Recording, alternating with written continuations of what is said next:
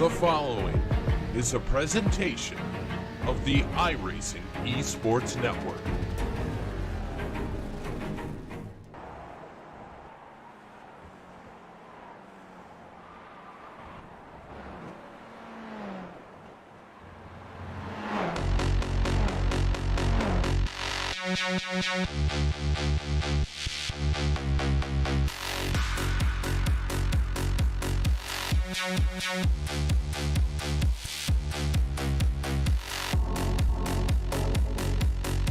It's all about a brand new season here on iRacing. It is about a brand new championship season that one could look to try and get a victory straight away. It is one where you go straight back to beginnings, as many an iRacer has been here before, and now many an iRacer will see for the foreseeable future. We are in Lakeville, Connecticut for this one here in the United States of America, because the Skip Barber 2K World Cup, presented by DES Simulations, is coming to you from Lime Rock Park.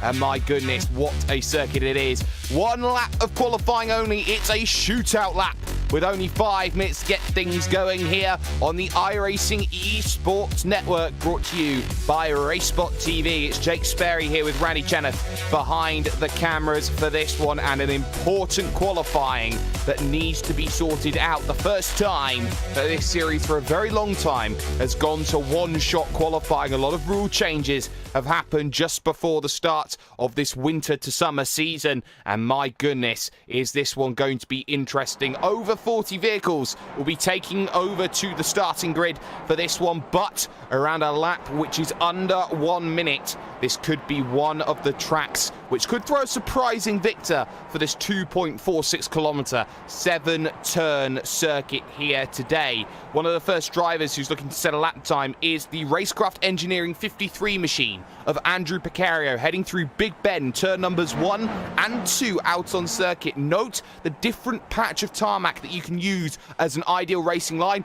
into the left-hander, the only left-hander on this course of turn 3, before smashing your way through the right at third gear, 127 kilometers an hour, before sweeping through this S's style section, before this difficult up the hill, hold the momentum right-hander down to 150 kilometers an hour, down to 146 even, up over the rise, which definitely unsettles the car, before heading to West Bend. This brilliant right-hander, go careful on the exit of this corner, down the hill, final corner then, and Precario will be one of the first who will be looking to set his lap times pronto and post-haste, and we'll see what Precario will be able to do then. 57.9 is the benchmark then, and we will see now how these times will come in. Anthony Catt moves to the top. Borja Zazo now gets himself number 1. We look at Simon Edwards, for example. Ludwig Guidi up to second. Bastian Hausmann takes it. Andre Iman Edwards can only manage position number 5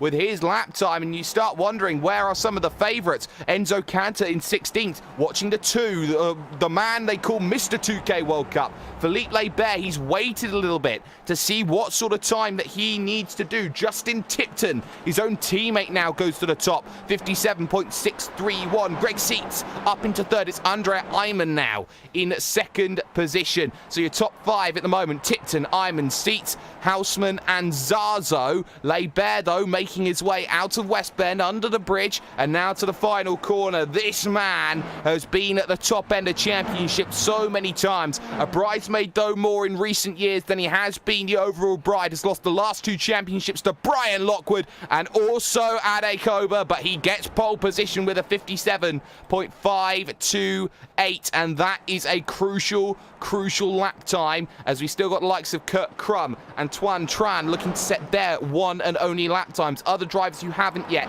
include a certain Johnny Gindi. Let's focus on him. He's just moved teams away from Evolution Racing Team And that's going to be really important because here was a man in the middle of last season who could not stop winning and has been up near the front for so long and arguably due a title with the pace that he has available. Using the final quarters advantage, Tuan Tran goes up to second position and makes it 1-2-3 TT Racing, but Gindi across the line can only manage 11th. He's outside of the top 10 for this one. For He-Man Tonides, for Thrustmaster Movano, can he change anything late? Answer is he does a 57.745. That's bumping Gindi down to the outside of the 6th row of the grid. That was not ideal at all. As things stand, no drivers out on track are on a flying lap, so we can take you through the starting grid for this one at Lime Rock Park.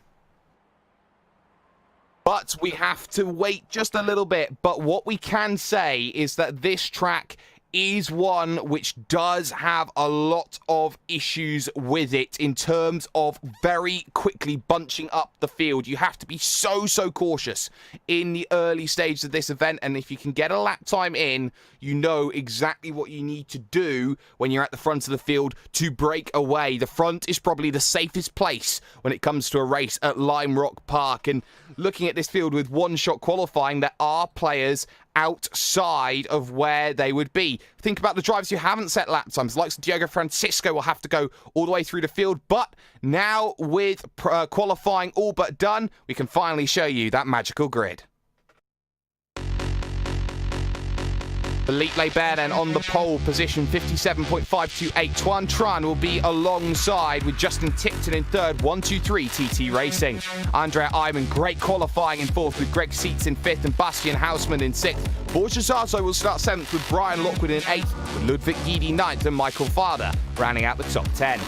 For He-Man Tonides and Johnny Gindi are on row 6. Row 7 will see Simon Edwards and Martin Cruz. Our Ender Freighter, former champion, starts 15th with Sebastian Scholz in 16th. Orion Race Team's Francois Boulian 17th with Anthony Catt in 18th position, with Edwin Viorino for University Isabella First Positive Sim Racing and Racecraft Engineering's Andrew Picario rounding out the top 20. Brian Dewell is in 21st and James McCritchie 22nd. We'll cycle down the rest of the names on this 45-car grid. The likes of Kurt Crum, Mike McCormick, Hans Hoyer in there, George Matuszynski in there, L. Leroy Coppage, and the last vehicle will be Angel Garcia in 45th position.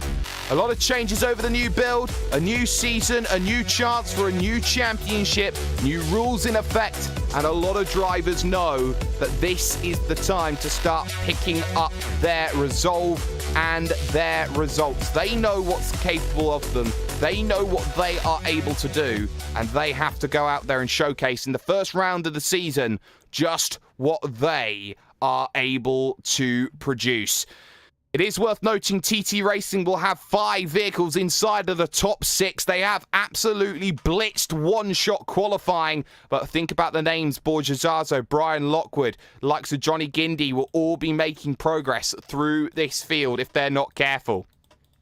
2 minutes, though, will come up, and the lights will start to come on top of the iRacing gantry. It's 44 laps here today with 1 mandatory pit stop required. And for Philippe Lebert, it's the chance to get back to the top spot, starting from pole position. Lights on, lights out, and let's get underway here from Lime Rock Park. And Lebert gets a good start as they file single file for most of your positions as they make their way to Big Ben turn 1 and 2. Little looks there in the middle of the pack as around the outside. Greg Seitz is trying to make some moves, as is a certain Johnny Gindi, as the track has just seen a bit of cloud cover come over it, part of the new iRacing updates, and that has meant that this hot session that we thought it would be 35 degrees has suddenly just got a little bit cool for the start, and we got troubles already, as that's for He-Man Tonides there for Thrustmaster Movano in the 7 going around at the exit of turn number 2. Bit of contact there, but everything stays okay just for the moment. They fire themselves up the hill for the very first time, and now in towards West Bend, and for the moment at least it's Lebert, Tran, Tipton, Iman, Seitz, Hausmann, Zazo, Lockwood and Ludwig Guidi now having their scrap. Guidi just getting on the grass ever so slightly, and that much is going to be costing him his run towards turn number 1 and 2, the Big Bend. Once again, Michael Farder trying to stay in the mix. Johnny Gindi had a horrible start to this event and has dropped 3 positions and is still trying to battle Sebastian Schultz. Schultz unable to make the move then through turns 1 and 2. But it is plain sailing for TT Racing at the front of this field. Borja Zazo, though, will try and be one of the drivers to make that push into the inroads of what TT Racing has been able to do. Note that TT Racing have different wheel colours for their rims, and as such, that's how you differentiate driver to driver. Lay bare, of course, in a fantastic yellow, and the likes of Greg Seats in green, and of course Tuan Tran in trademark Matt Backham purple, it seems, at this stage in time. But it is worth noting that already we're starting to see a few fragments, few splinters in the opening stages of this field, as I just get an eye of Michael Filder running wide out to the final corner. There is a fast repair available in this series, and Zazo is trying to look down the inside of, that is Bastian Hausmann, didn't quite be able to do it. There is also 20 incident points of a limit here, ladies and gentlemen. Once you off track or hit other drivers and accrue 20 incident points, that's it. That is day done, and not many drivers ever find themselves in that situation, but not many want to, and if you do, well, that is a real shame indeed. But up the hill they come once again. Fahim Antonides, a lap down already at this stage, is now right in the thick of things after coming out of pit road, and you can see just how the drivers start running a little bit wide in places, trying to explore and find as much grip as possible. The track heats up a little bit more as the sun now comes out to play, and you've got to readjust to find your grip levels. This is what I love about the new iRacing system that has been brought in. Battle Pack, though, a little bit further down. Brian Dewell, for example, inside the top 20, but he's got Edwin Viorino, likes of Andrew Picario, going down the inside of Sebastian Schultz, who's going only one way, and that's backwards at the moment, so keep an eye on that. So Dewell has made his way through on Viorino, 2 teammates at Positive Sim Racing, so not really too many worries about that. Just in front of that, Johnny Guindy versus Francois Boulian, this one going on for 14th position on the road, and Arjen de Freitas for Evolution Racing Team against Martin Cruz, thinking about the inside and compromising each other's run, as a good run off the exit there, gets a little bit loose there, does Martin Cruz. Great evasion there by de Freitas. This makes it a train of 4, but that could have so easily have ended in disaster. Guindy now dives to the inside of Boulian, and the Orion Race Team car has nothing to work with, as Guindy has to back out of it for fear of running into Martin Cruz's rear end. Good scrapping going on. Andrea Ayman now finally will make his way past Fahim Antonides, who will get out of the way of the majority of this train here in this second pack, but that's not going to be too much of a concern as the third pack now tries to close in. Simon Edwards in that pack now on the rear too. So now you've got to wonder here, how is this pack mentality going to work? It's already 1.3 seconds between Andrea Ayman and Justin Tipton, and the 3 teammates, well, they will have the ability to battle here in the early stages of the season. It is when it gets to the very, very late stages that you see team orders coming in at TT Racing. But 1, 2, 3, it remains after 5 laps then of racing here. As Arjen de Freitas again fighting Martin Cruz. Cruz runs out of road, and into the rear goes Johnny Guindy in the end, and Cruz clearly has damage as he tries to get out of the way of everyone on the outside. He will have to switch across the road to get back onto the inside, and he's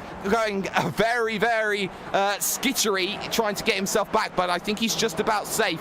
Guindy, though, under pressure. Here's Boulian on the outside trying to make a way through, but just not able to, and I think he may have just got a tyre on the grass and just about holds on to it in comparison to Picario, who formerly said that white cars matter, but that pack certainly starts getting a little bit wider and wider, a little bit more chunkier, and as such, it makes itself a little bit more difficult to navigate and negotiate. There's been a change for 4th position as well, as Greg Seats has got himself through on Andrea Ayman, which now means 1, 2, 3, 4 TT Racing, but Brian Lockwood all of a sudden is in 6th position, past Bastian Hausmann, who is starting to just falter ever so slightly. Look, though, at Lockwood here. Defensive line taken by Andrea Ayman. Oh, hard to the inside, trying to block that line, as we got one taker down on pit road right now. Can't quite see who that is. That's John Ocken, who has come in, and he will have himself his service. He'll probably have to come down again, but Lockwood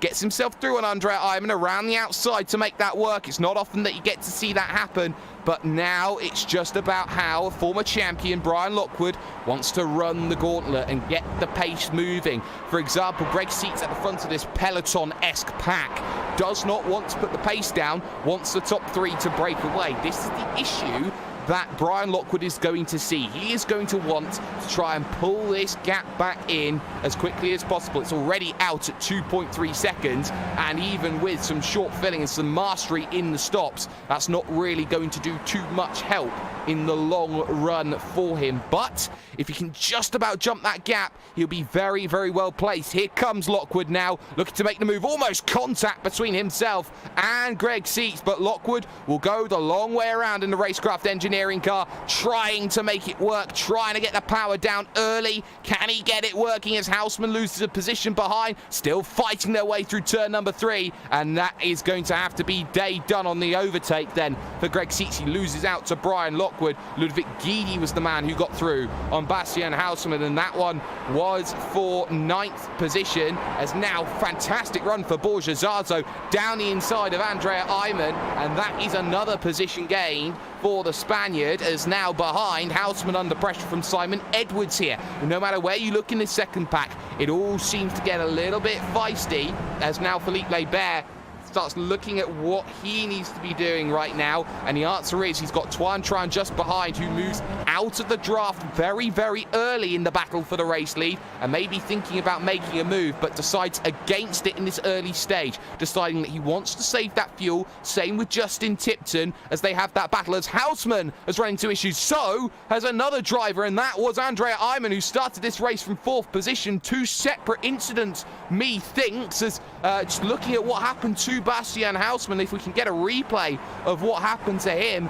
headed through the left-hander and was straight into the tyres, into the penultimate corner, into the barrier, the Armco on the final corner, and that was that for Bastian Houseman. His day was done. Ayman has his own little issue and pretty much a spin, so that puts him a multitude of positions down the order. So two big losers then from the pack, as Ronan Griffin also retires then from the event. Not ideal in the slightest, but we stay green here at the circuit of Lime Rock Park. Lebert leads this one still, as again Tuan Tran decides, I don't want to battle with you, you're team boss, and that is going to be position staying exactly the same. In terms of the gap though between 3rd position and 4th, Brian Lockwood's last lap was a 57.211. It was a 57.259 from Justin Tipton. That's marginal in terms of time gained, but 3 seconds at the moment to gain. Sometimes over a long period of laps, a 1/10 a second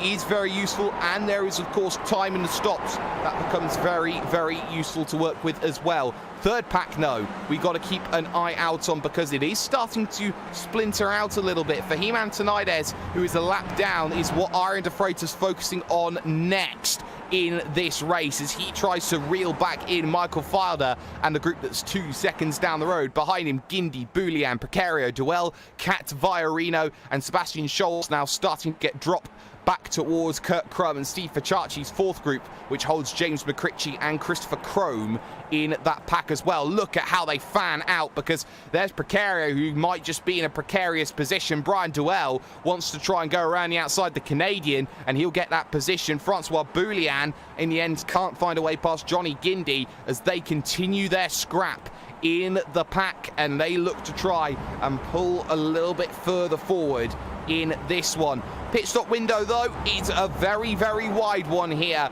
at Lime Rock Park. Normally you see guys going about 2/3 distance and then getting that fantastic little quick stop to make that go over to the end, as that's Iron de Freitas having a big wiggle up the hill, and that's going to bring Johnny Guindy back into it. Such a momentum-based car, this, the Skip Barber 2000. Always very difficult to, or very easy to drive, very difficult to master is what is normally said. It's very, very tough to extract all the pace out of this vehicle if you do not know what you are doing. But that's just something to keep in mind as this race goes on, that these tyres, they won't get old, but what they will be doing is they will be heated back up again after the pit stop, and that's something that they just have to keep in mind of. De Freitas still under pressure then from Johnny Guindy here on lap 12 of 44, and Guindy here hasn't had the best event. Okay, he's +1 position, that's still good, but he's had to work hard for that +1 position and made more overtakes than maybe he wanted to.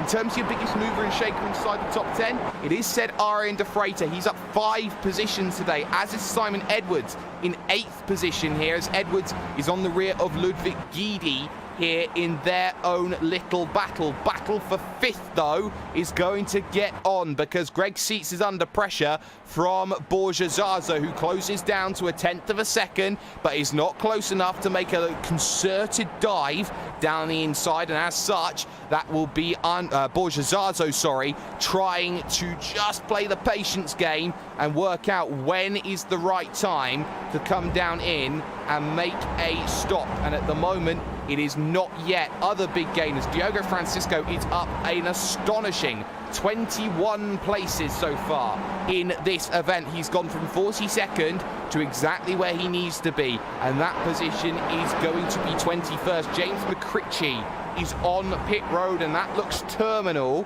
by my view, and that's a shame for him. He was up there fighting inside the top 20, and he will now have to try and find a different way to go through. Traffic now becoming an issue for your leaders. They've got round Carl Dronke, but this is some of the best behaved traffic that you will find. Scott Valeth will be next then in terms of the traffic hunt for the TT train up at the front of the field, and they know as much. Borja Zazo, though, down the inside, but has he got a little bit too deep? The answer is no, because Greg Seitz just can't find anything back on the inside, and Zazo now moves himself up inside the top 5, and a very crucial top 5 at that as well. Simon Edwards has found a way through also on Ludwig Guidi. That puts him up into 7th position, and he is only 6 seconds off of the race lead. He has been putting in some great laps, a 57.1 that last time by, and in terms of your leaders, the fastest driver was a 57 flat in the form of Justin Tipton, who runs a little bit wide, and they have to be careful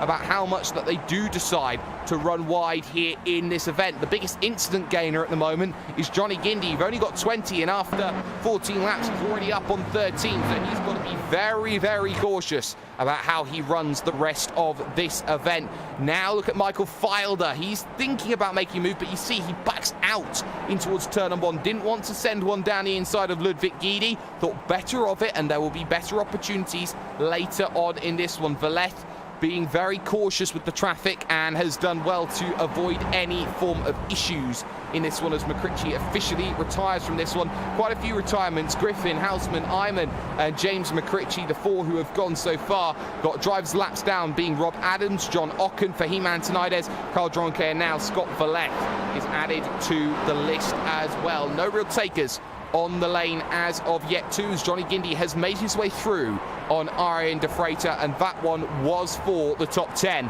So there is the change of position. The former Evolution Racing Team man getting past the current Evolution Racing Team driver. So ideal for them in that middle of the pack scrap, which is so hotly contested at the moment here in this race, as now we keep seeing just how patient these drivers have to be. This is going to be a case of drivers just having to wait for overtaking opportunities. Most of them looking not to make mistakes, like Francois Boulian, for example, who runs wide into the kitty litter at turn number 2 at Big Bend and drops the pack, and is now joined with Sebastian Schultz all the way back in 16th position. So there's a way to lose 3 positions and a whole heap of time, and just like that, it means that there's a lot more work for the Orion Race Team vehicle, as Boulian will now have a lot of time to try and just brood over that mistake here on lap 16 of 44 that we have here available. It is still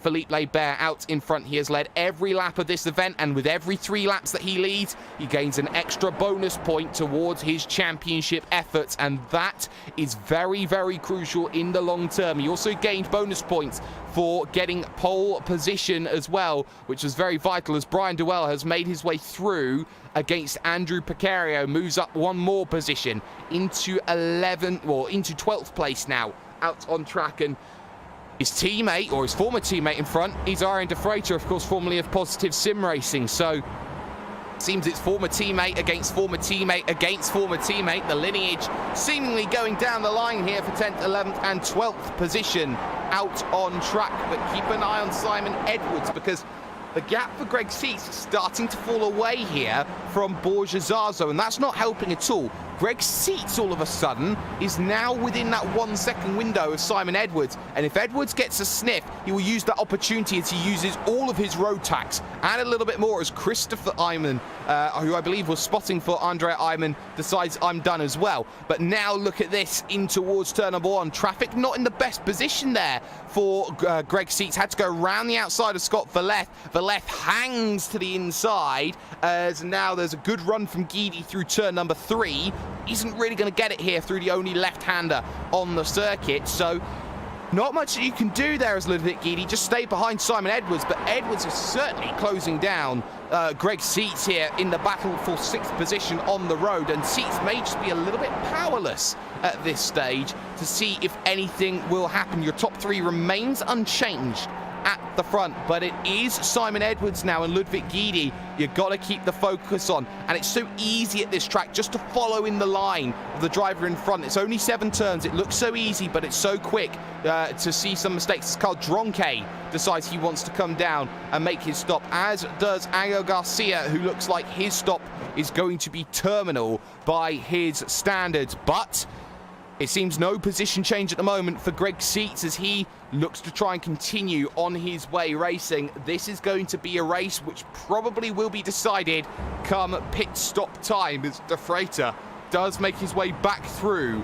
on a certain Johnny Guindy, who just runs a little bit wide through turn number 3. This will compromise him through 4 and maybe give half a chance to the Canadian Brian Dell, and that is not going to be the chance that he is going to want, because he's not able to make it up the hill as they all just get a little bit of air, just unsettles the rear. It's a very, very difficult corner in much faster vehicles like, for example, the Dallara IR18 IndyCar. You can really get a little bit of air and it really unsettles as I keep an eye once again back to Simon Edwards here as they fan out. They're going to think about going 3 wide with Ludwig Guidi on the outside. Guidi, oh, he gets close on the brakes. Edwards gets close on the brakes. They check up like an accordion, and ultimately they keep singing their tune as they go forward. That could have ended in disaster there for all of them, and that would have been the last thing that either one of them would have wanted after such great work to get themselves inside of the top 10. So keep that in mind as they go through. It's got side by side as Diogo Francisco tries to go around the outside of Christopher Crone. This one is the battle for 18th position. Crone pushes a little bit wide there through 3, contrasting lines, and that really does compromise through 4. Look at Francisco all over the curb on the outside. I think he may just get away without an incident point as they make their way towards the uphill corner of turn 5 before west of 6, and you can see just a little wiggle there from Christopher Crone as he tried to put the power down. Slight correction would have cost him a slight hint of top speed, but look at how Francisco is trying to use all of the track, and he's just not able to find what he wants. In comes Borja Zazo then to come in, as does Brian Lockwood to make their stops, as I believe we have had ourselves just a little bit of an incident. Let's get a replay with the number 8 machine. Sorry, we got a look at Chris Malcolm and the big crash that we have just seen, and that was heading through turn 5, so the uphill gets over the crest and bang into the guardrail, and just like that, day done for Chris Malcolm. Enzo Cantor and Andres Robeson come in, but it's a long stop for Borja Zazo. It's a huge stop for Borja Zazo. I'd say an extra 15-second stop, Mr. Zazo. That is speeding on pit road, methinks, and that is going to cost him huge amounts of time in the long run, as now you start thinking about where will drivers come out in comparison to others as the pit stop window is firmly open. Your top 3 remain out on track. Where has Brian Lockwood come out in comparison is going to be very, very key to the way that this race is going to play out. Behind Christopher Crone is what we see at the moment, so he's got himself in a pretty okay place, methinks, at the moment. 20th position behind El Leroy Coppage and Oscar Chinchilla just in front. So Lockwood has a little bit of clean air to work with here, and we're trying to use that to his advantage after pitting early. Leibert starting to stretch the gap out, though, compared to Tuan Tran. That's out over half a second, maybe 6-7 tenths. Were there thoughts about coming onto pit road? Answer is going to be no. Nobody decides that they want to come down and make their stop this time by. Again, Simon Edwards trying to stay with Greg Seat as well as Ludwig Guidi just on the rears. Out of pit road comes George Matuszynski, now 1 lap down over the course of this race. Seats, though, in this scrap for what is going to be on the road 4th position, which is more looking like 5th position at the moment, knows that Simon Edwards is an incredibly quick character, always seen on the UKNI Monday Night Skippy scene, and has always been up there fighting very, very strongly. A lot of drivers will have to be careful about how they approach him in the further future. De Freitas came in along with Johnny Guindy as well, and they will continue their scrap as Johnny Guindy will now look to pass for 20th position and will get that done again on Arjen De Freitas as they now look to push up further through the field. In terms of where Zazo has come out in all of this, the answer is behind Pablo Galvan, but has just made his way with Diogo Francisco just behind after his stop. So Zazo at the moment finds himself probably fighting for a top 15 finish if things stay like this. Michael Filder has lost out in the pit stop window. That much is very crucial. In comes Andrew Picario, Francois Boulian, both on the lane, along with Greg Seats as well from 4th position. So now drivers are starting to think about, okay, now's the time that we've got to come in and make the stops. We're not going to see really any tyre changes, but we will see fuel topped up in these fuel-limited tanks down to just 40% of full capacity. Picario out and away behind Greg Seats, and Seats, in comparison to Lockwood, is a country mile away. So Lockwood has made some good progress and potentially has even short-filled the vehicle as Guindy gets a little bit of a slide as he goes through, as the top 3 all decide that they think it's, well, Tuan Tran stays out, but the other 2, Leibert and Tipton, they have decided it's time to come down onto pit road and make the same strategy. Who stops in their box first? This is going to be crucial. It's dead even as they hit their mark, so there's probably not going to be much of an advantage for Tipton getting up to speed quicker than what Philippe Leibert is able to do. No limiters here on these vehicles either, so they have to manually manage getting off of pit road. Leibert moved faster though, and out of the way they go. Leibert was quicker on his stop, but only fractionally as he gets back out and away exactly where he needs to be. Tuan Tran, for example, the oval specialist, he's now got to have a perfect pit stop by his standards and maybe even short fill slightly to try and get himself through. A certain former teammate of Philippe Leibert's, Vinicius Rocha, would say now is the perfect time for a short fill, and he has been staying there as much as anybody else. He finally dives down onto the lane on lap 25 and is pretty nice actually with the speed limit as well, so we'll keep that in mind as he will make that stop. Leibert, for comparison, finds himself now heading towards West Bend. Tipton currently in 2nd position, next on the road. Brian Lockwood, keep an eye out on him as well. Brian Dewell comes down also onto pit road. So Tran waiting in the box, still trying to hope that there's enough fuel in there to get himself going. Out and away he goes. Where's Leibert in comparison? Making his way through the start-finish line now. Has he got up to speed? No, is the answer, as Leibert soars on by and gets back to where it were. It's as you were. No advantage then for the overcut from Tuan Tran as he will now regain 2nd position, and the gap seems exactly the same as Leibert with a big little trail break into turn number 3, kicks out a bit of tail and leaves a nice little black mark on the road surface as he looks to try and continue racing. Edwards down the inside of Brian Dewell, who's come out of pit road and has done very well. Dewell looks like he may have short-filled the vehicle because he's made great progress now up through this field. Guidi now behind Johnny Guindy, if that's any more confusing, and now Dewell and Edwards right together out on track. But your top 3 remain as it were. Leibert, followed by Tran, followed by Tipton as Tipton thinks about moving to the inside, but it's no harm, no foul in the early stages. One spinner just in front of them, though, was John Sully in the number 19 machine. So Sully just having his own moment through turn number 1. Oh, he just had the back step out, trying to regain it. Big snaps of oversteer, trying to correct the vehicle, and as such, ran out of road to keep that one on the island. But He can keep that vehicle going, has a lot of runoff area, not necessarily Herman Tilke design runoff area, but a lot of grass runoff to try and recover the vehicle back again. But at the moment, it seems all change in this field. Your top 10 currently looks like this. Philippe Lebert leads this one from Tuan Tran in second. It's Tipton third, Lockwood fourth. Greg Seats now fifth with Andrew Picario now up into sixth position. Simon Edwards seventh with Brian Duell in eighth. Ludwig Guidi is ninth, and it's Johnny Gindi who rounds out the top 10 here at Lime Rock Park. The full course layout that we are running here for the opening round of the Skip Barber 2K World Cup presented by DES Simulations here on the iRacing Esports Network. As your top three again, just looking to try and save that fuel, trying to run maybe Lebert out of fuel potentially to get to the end, but I think the calculations will be done exactly the same. If you want to win this one, you will have to do it on the track, and that's maybe what Tuan Tran and Justin Tipton may just be thinking about here in this one.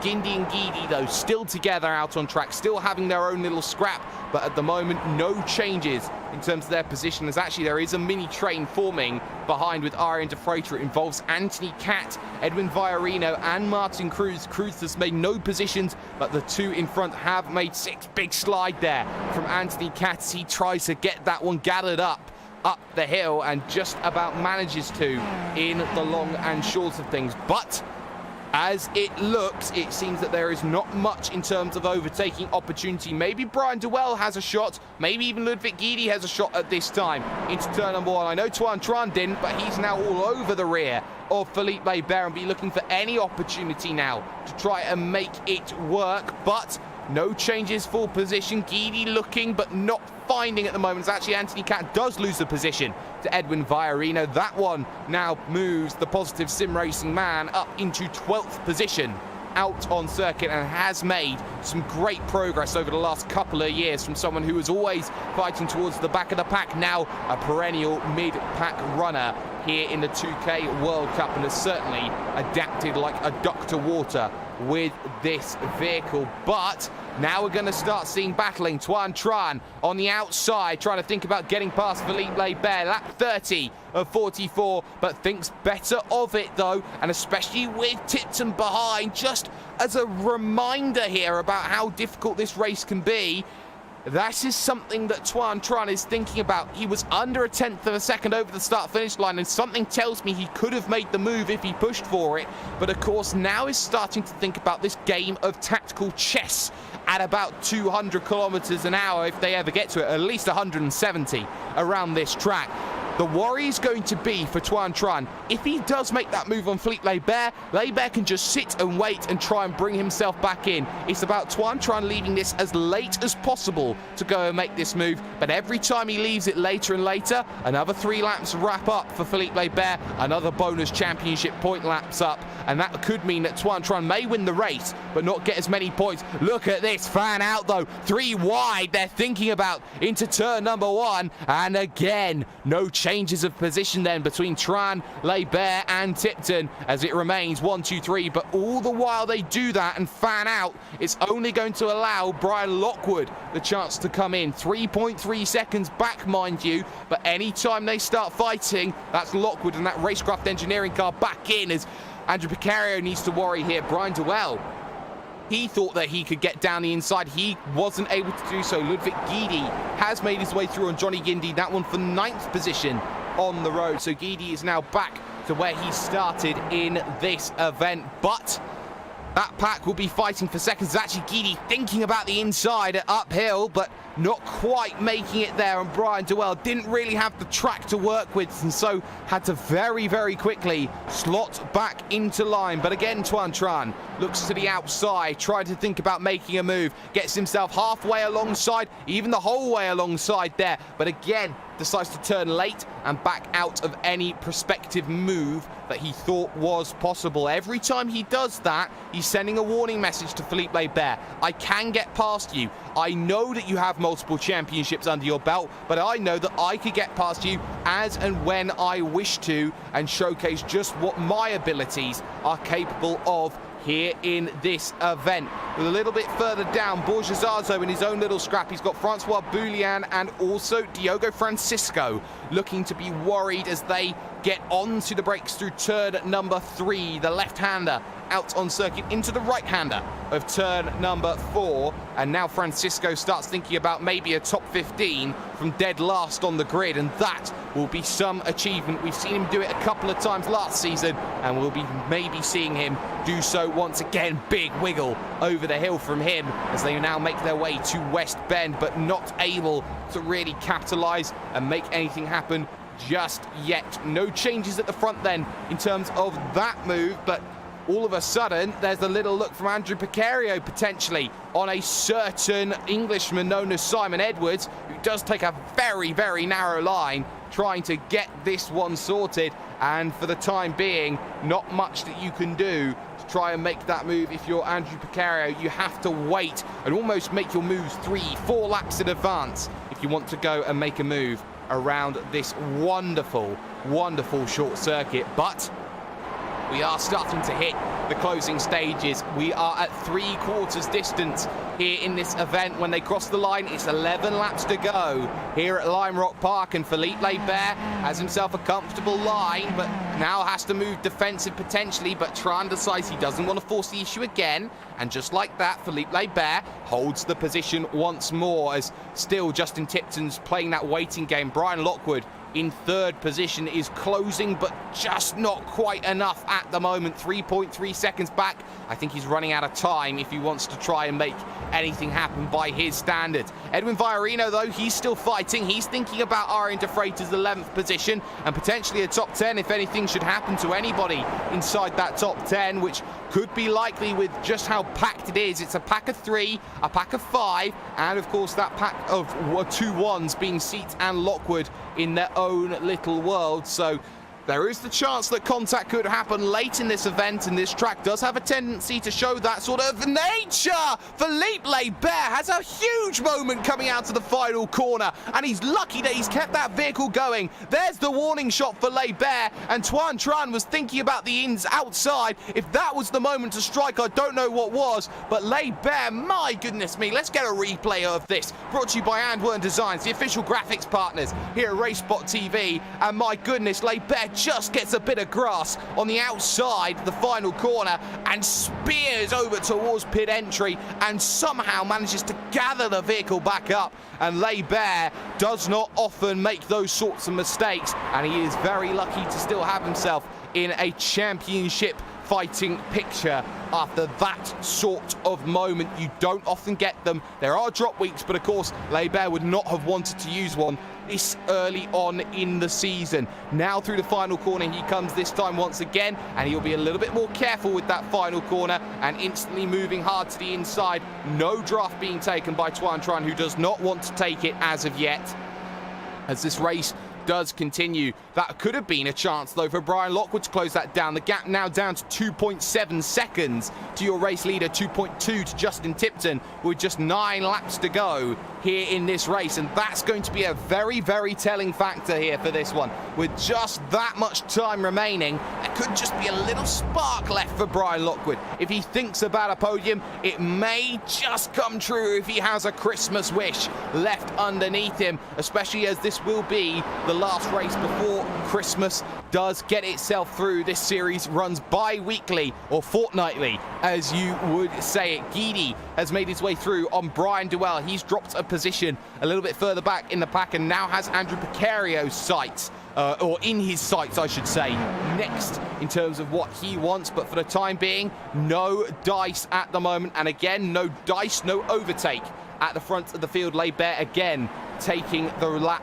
once more on lap 37 here of 44 laps that we will be running. It is a 55-minute clock as well, but we shall not reach that time limit come the end of this one. But Ludwig Guidi, he's still thinking about that racecraft engineering car in front, nothing to do with, but there's Viorino behind, trying to go around the outside of a certain Mr. Iron De Freitas, and De Freitas won't have the inside for the next corner, and they are right together, wheel to wheel between them, and I think De Freitas is just about going to hold it, and he will. Anthony Cat has definitely got the overspeed here on Viorino, but has got no road to really channel it, as they are all starting to hold each other up and back each other up a little bit here in this middle pack, and that's not ideal. Cat runs a little bit wide coming off of the exit of uphill. Very easy to do at that section. There's no runoff either to really survive at that stage too, but no changes then for them as they look to continue on with just 7 laps to go here in this event as the pack starts splintering, as Guindy now is starting to fall away a little bit from Duell, Guidi, Precario and Edwards, and in fact this group is starting to reel back in. Greg Seats, and Seats for example is in not the most brilliant position as Borja Zazo I think is coming down onto the lane again. Did he underfuel the vehicle? Me thinks so. So that for Borja Zazo, in and out with a splash and dash, and that just compounds on a very miserable event by his standards. He was up there fighting, could have very comfortably have got a top 5, but alas, it will not be poor Borja. But 5 laps to go next time they cross the start-finish line, and now you start getting your elbows out if you're at the front of the field. Off the track and out of the way goes Adrian Hendy, as he makes his way out of trouble. Lockwood still 2.5 back, nothing he can do really to influence things, as Precario does lose the position now to Ludwig Guidi, who got down the inside at turn number 1 and made that one look very, very easy. But now only Carl Dronke gets out of the way and releases the pack to chase down Greg Seats in the battle for 5th position out on circuit. So now Seats has got to run the gauntlet. He's got help though. It's Mike McCormick just in front in the 68 machine. He's a lap down and he's giving draft here to Greg Seats. This is enough to keep him at bay at the moment from Edwards and co, and that is very, very important for Greg Seats and his work, because he has a tendency to pick up a good amount of points. Here comes Tran though, again looking to the outside to try and make it work, and he tries running that outside line, or maybe even trying to get a better run off of the exit, but again nothing forthcoming with 5 laps to go at Lime Rock. Just another 12 kilometers remain here of this circuit, and now they know that this is going to be about where do you push it. Tran has shown glimpses of making an overtake, but he hasn't made a decisive bite to the bullet just yet, and that's the unknown that Leibert will have to deal with. The last thing they want to do is take their teammates out, and we've seen it before with Leibert, with a certain Johnny Guindy, how teammates have been taken out before in this series. It has happened, and it could very well happen again if they are not careful about managing the next stage of this race. And of course there is going to be potentially a little bit of traffic in the final few laps. Again, serpentine snaking all the way to the inside. Leibert wants to defend that inside at every chance that he can get, as Tran again, now with 4 to go,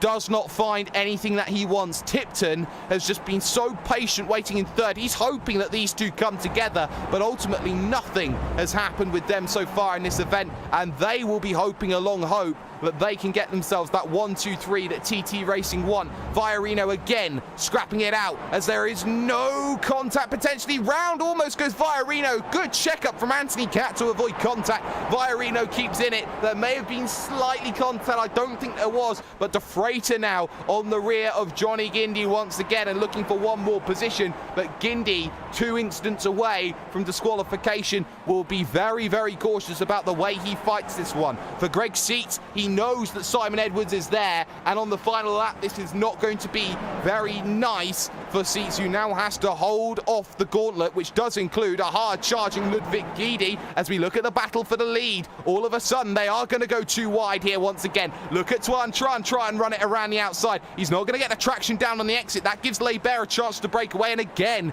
Justin Tipton nothing to work with 3 laps to go here at Lime Rock Park. There is nothing available to it. Seats holding off Simon Edwards once more, and Ludwig Guidi just behind, and that surely seems to be a matter of time. It's about a matter of positioning at the moment. Lockwood, 2.4 seconds away from this main three pack. That's something that they just want to see. Brian Lockwood not getting on that pack, and at the moment that fallacy will be proven true at the moment. Enzo Cantor is out of this event along with John Sully as well. They are both classified as retirement, and taking himself there is Angel Garcia, who will give draft here to Philippe Lebert with now 2 laps to go. And all of a sudden you're gonna have to start getting desperate here, Tuan, if you want to get a race victory under your belt. Lebert has been driving a faultless race from the front and has known that his teammates have not wanted to fight him at any stage during this event. And now you still see through turn 3 nothing forthcoming here, with Tipton currently in third. Is there any battle side by side? No, there's not. Almost contact there. I think there was actually between Precario and Guidi, and I think there's damage to the front wing of Andrew Precario. If not, he's got very, very lucky with Ludwig Guidi's machine, but we are heading towards the white flag. Look at the run that Tuan Tran got, heading off of uphill, looking towards that west bend, and nothing there as they head to the downhill. Turn 7 of 7, and now 1 lap remains here at Lime Rock Park, and surely this is the greatest opportunity, if any, here, if you want to go and make that move. Hard in the draft, now to the outside goes Tuan Tran, who was waiting for the last lap to go and make this move. Can he hold it around the outside of Philippe Lebert? If he can, he's got the inside for 3, but again he washes out and nothing is there. Tipton will now start to fight, and this will only allow Lebert a chance to go and break away here. Through turn number 3, the left-hander, there is nothing for Tuan Tran. He holds off Tipton, but now there's a slight breathing room for Lebert of about 0.4 of a second that he will be very happy about. Seats still holding on to things in his battle with Ludwig Guidi, as Edwards has lost 2 positions here through turn number 1. Up the hill go your leaders, and now only 2 corners remain for Philippe Lebert, who has driven from the front in a fantastic drive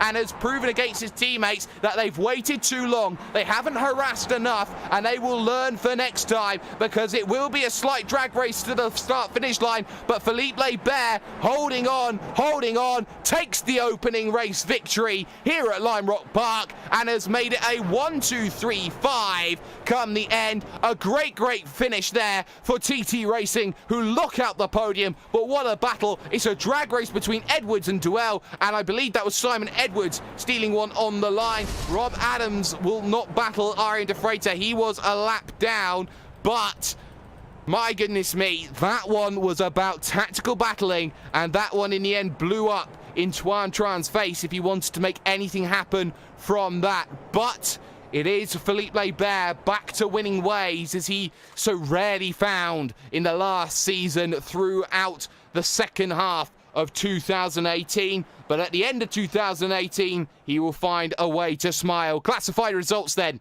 Let's get them up on your screen. This is how everything finishes from Lime Rock Park.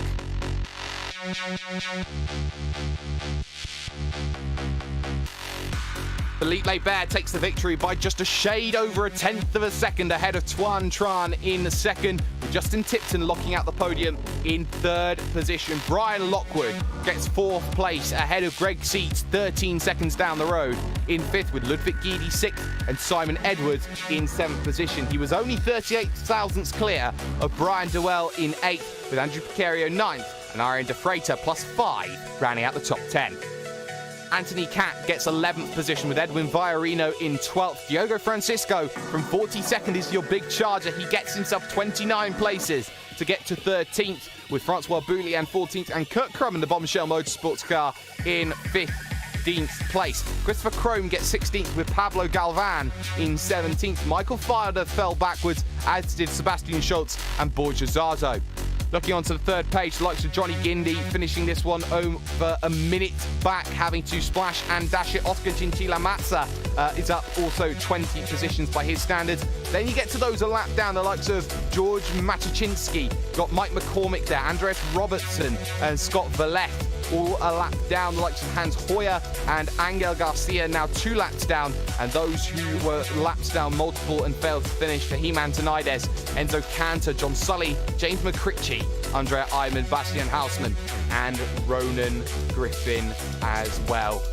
we're going to step aside very briefly here on the iRacing Esports Network, because when we come back, it is post-race coverage here and the fallout from Lime Rock Park as we look towards the next round of the 2K World Cup presented by DES Simulations. We'll see you in a few seconds.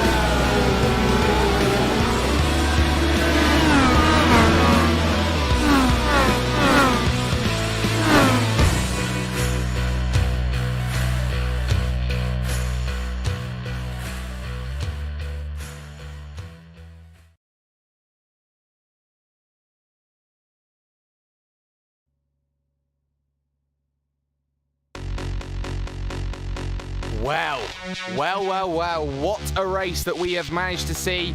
What a chance that a lot of drivers have been having the opportunity to get. But what a final lap that we had to see. A good battle between all three teammates. But ultimately, it was Mr. 2K World Cup who came out on top here at Lime Rock Park. Philippe Lebert joins me in the commentary booth right now as we get to post-race interviews here on the iRacing Esports Network. Philippe, a lot of bonus points coming for you today, led all by, I think, one lap here in this event, and really just a defensive drive from the front, one which got you the breakaway that you wanted, and ultimately one that secures you a demanding lead, or a commanding lead, I should say, in the championship.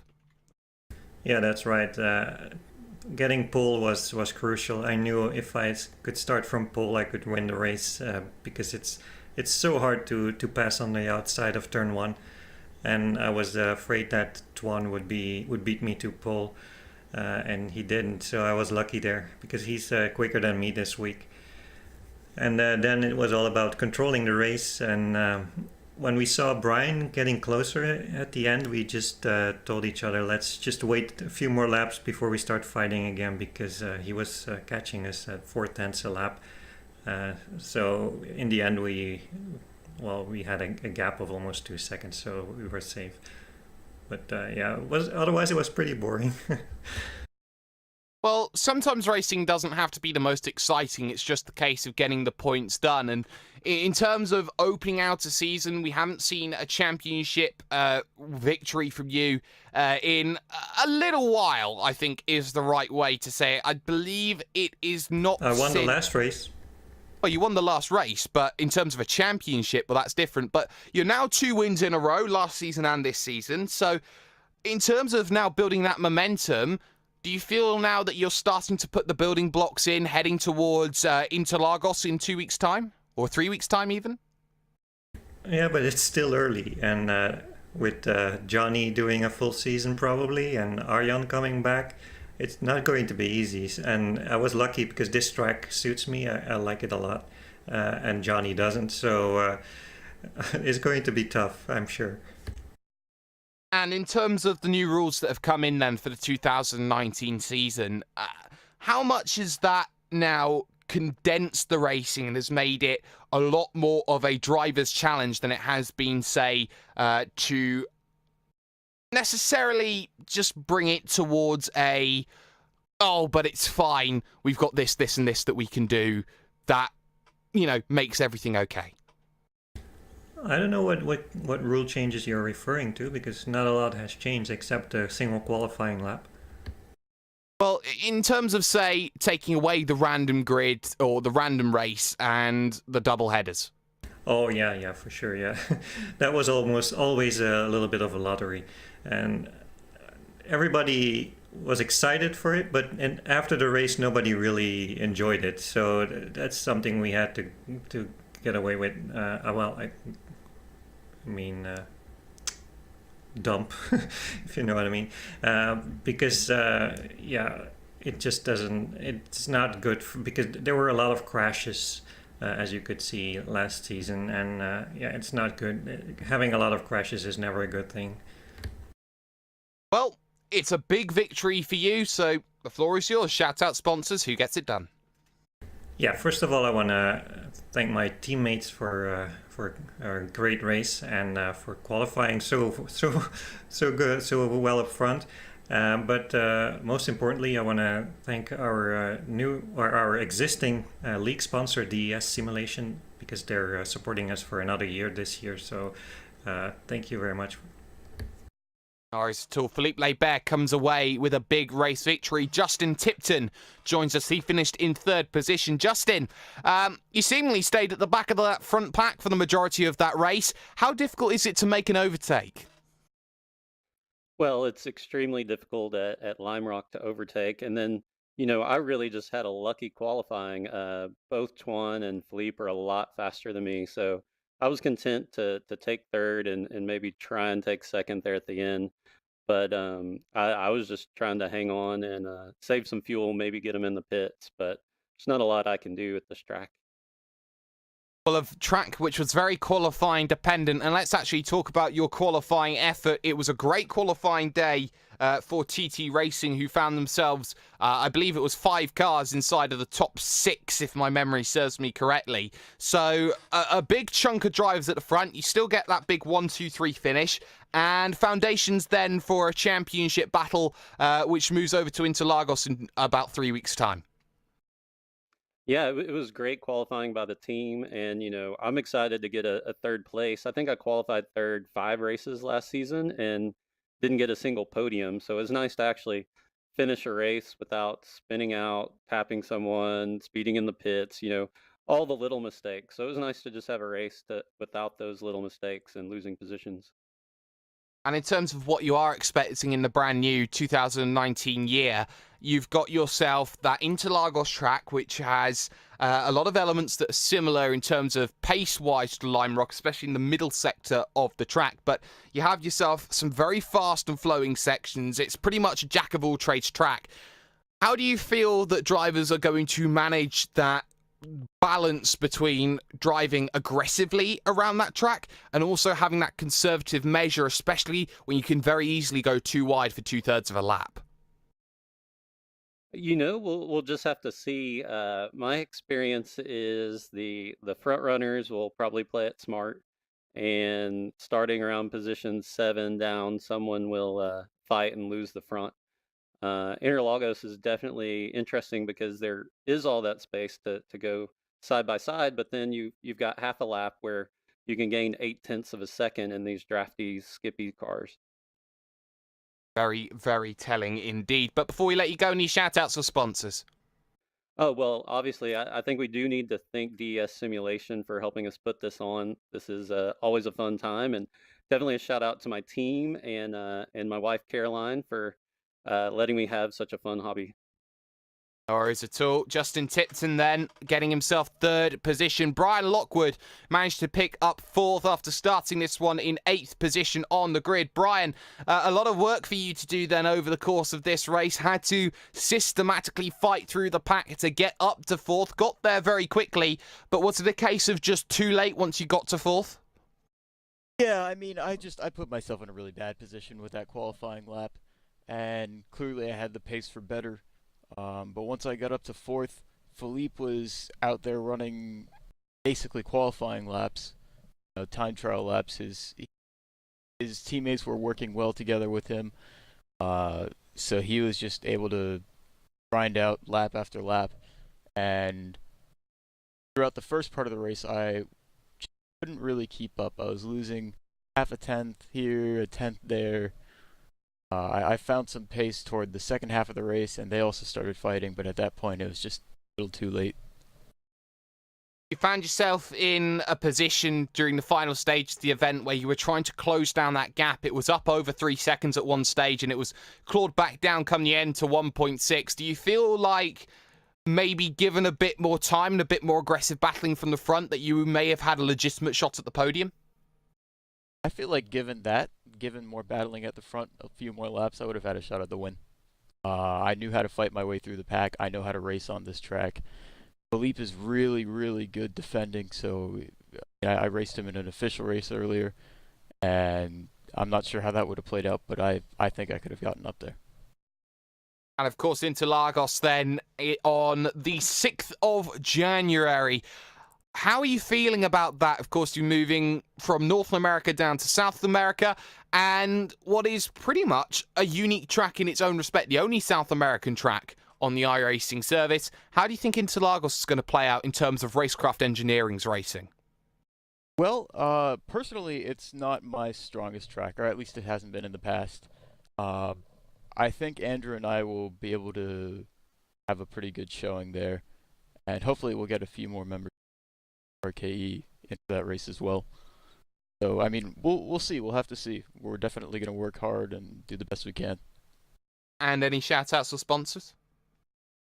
Just shout out to everyone at Racecraft Engineering. We've all been working really hard, and especially Andrew, who qualified 20th today and made his way up to, I think, 9th at the end. So, very, very good stuff. No worries at all, and indeed he did. So Brian Lockwood finishes this one off in 4th position, but unfortunately here on the iRacing Esports Network, that's all that we are going to have time for. But a massive thanks to everyone that gets it done for us. Firstly to Andwern Designs, the official graphics partner here at RaceSpotTV, along with ATVO and Appgeneer, the official graphics engine.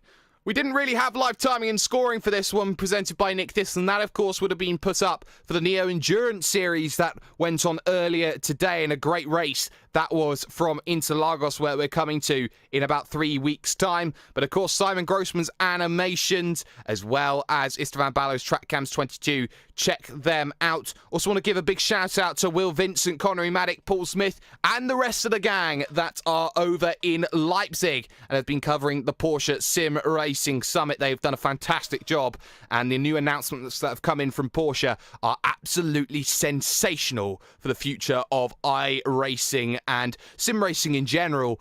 But from Randy Cheneth and from me, Jake Sperry, it's the end of the opener, but it's Les Bear who will shine brightest as we now head to Interlagos. It's Sambaland, and it's now time for a big all-out brawl. See you then.